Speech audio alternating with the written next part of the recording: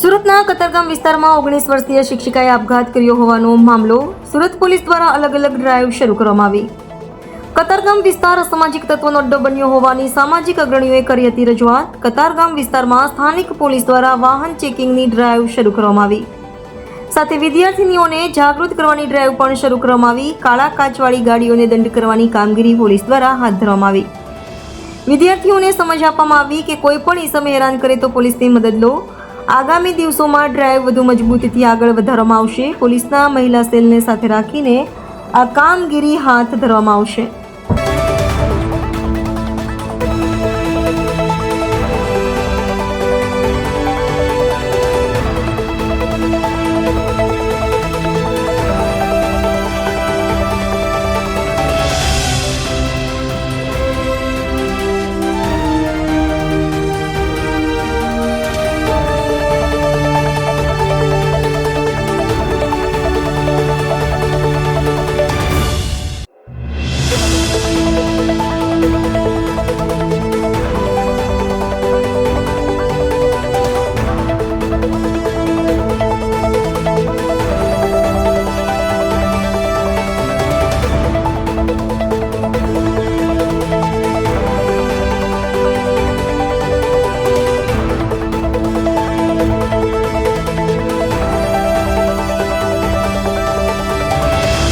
Singanpur police સ્ટેશનમાં એક દીકરીએ આત્મહત્યા કરેલી હતી, જે ટ્યુશન ક્લાસીસમાં નોકરી કરતી હતી. અને એમના પિતા દ્વારા એવો આક્ષેપ કરવામાં આવેલો હતો કે એ જે ટ્યુશન ક્લાસીસમાં જતી હતી ત્યાં કોઈ છોકરો તેને પરેશાન કરતો હતો.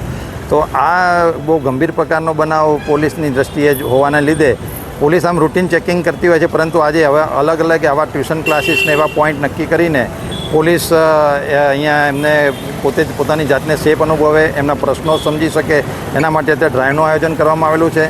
વધુમાં સામાજિક આગેવાનો તેમજ પોલિટિકલ આગેવાનો દ્વારા એવું સૂચન કરવામાં આવેલું હતું કે અમુક વિસ્તારમાં જે ગાડીને કાળી ફિલ્મ લગાડીને એ લોકો ફરીને છોકરીઓની છેડતી કરતા હોય છે, તો આ રજૂઆતને પણ સિરિયસલી લઈને પોલીસ અત્યારે આવી બ્લેક ફિલ્મ લગાવેલી જે ગાડીઓ છે તેની સામે કાયદેસરની કાર્યવાહી કરી રહેલી છે. પોલીસ આવી ટ્રાફિકની કામગીરી રેગ્યુલર કરતી જ હોય છે, પરંતુ આગેવાનોની જે રજૂઆતને ધ્યાને લઈને સ્પેશિયલ ડ્રાઈવનું અત્યારે આયોજન કરવામાં આવેલું છે. અને ઝોન 3 પોલીસ સ્ટેશન વિસ્તારના તમામે તમામ આવા સ્પોટ આઈડેન્ટિફાઈ કરીને તમામ પોલીસ ઇન્સ્પેક્ટરો, સબ ઇન્સ્પેક્ટરો, ડિસ્ટાફનો સ્ટાફ બધા સાથે રહીને અત્યારે આ રીતે ટ્રાફિકની કામગીરી પ્લસ જેટલા ટ્યુશન ક્લાસીસ આવેલા છે એમાં કાઉન્સેલિંગની કામગીરી અત્યારે કરી રહી છે. આપ જોઈ શકો છો સામે આ રીતે બ્લેક ફિલ્મની ગાડીઓને અત્યારે ડિટેન કરવામાં આવી રહેલી છે. સર